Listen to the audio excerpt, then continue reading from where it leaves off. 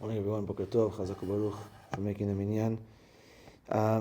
We're talking about the laws of Rosh Hashanah, and all of Bnei Yisrael have the custom, as the minhag, to have like a seder on the night of Rosh Hashanah, to eat different foods that, and say Yehiratzons, foods that signify and have a siman, the simanim, for a good year. So there is a discussion as to when in the meal to do this. It seems like the general Moroccan custom was to do it between Kiddush and Hamotzi.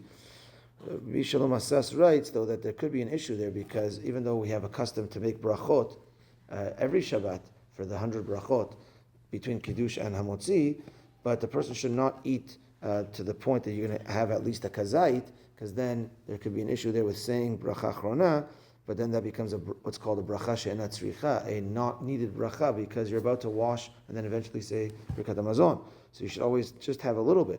But if you're going to have all these simanim, it's going to add up to over a kazait, and there could be an issue. So what he suggests is that you make the ha'etz and then the adama, just like one would do on a regular Shabbat, and then you would wash, say hamotzi, have bread, and then you continue with the rest of the simanim, and then you continue with your meal. Now, when it comes to the etz, there's a machloket as to which to start with. Generally, you would start with the dates, because that's one of the Sheva Minim. Rav Ovadia Yosef says to do it like that. It seems like there's customs in Morocco to start with the apples. Each one, I guess, if you have a custom specifically to start with the apples, then you could start with the apples, because there is some source to that.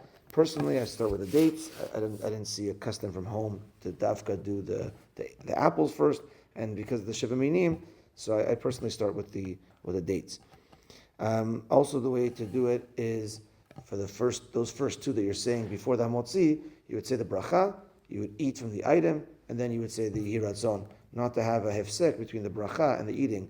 Not to do bracha, yehiratzon, and then eat it, but rather bracha, eat it, and then the yehiratzon. And for the ones after the motzi, where you're not saying a bracha anymore, so you'll hold it, you'll say a yehiratzon, and then you will eat it. If there's an item there that you don't like, this is a minhag, you don't have to eat it, but lift it up and to say the yehiratzon. Also, it seems like the minhag for Sfaradim was to have a rosh keves, a head of a lamb. It says you want to be a rosh, a zanav. If you can't have a rosh keves, then if you have a rosh of a chicken, I haven't seen people do that, but it's brought down in halacha. Or, as Ashkenazim have, but you could also have it at your table too, a rosh dag, the head of a fish. And lastly, is that in general, to have sweet foods, to have fatty foods on Rosh Hashanah, as it's all simanim for a new year, Judgment Days. We want to do things that are going to give us simanim for a good year and not the opposite. So try to control yourself even more on Rosh Hashanah when it comes to, let's say, getting angry or things that you wouldn't want to do all year round. If you do it on Rosh Hashanah, it might lead you to do that all year round. You might be judged to that. You'll continue with that. So we want to be on our best behavior for Judgment Day.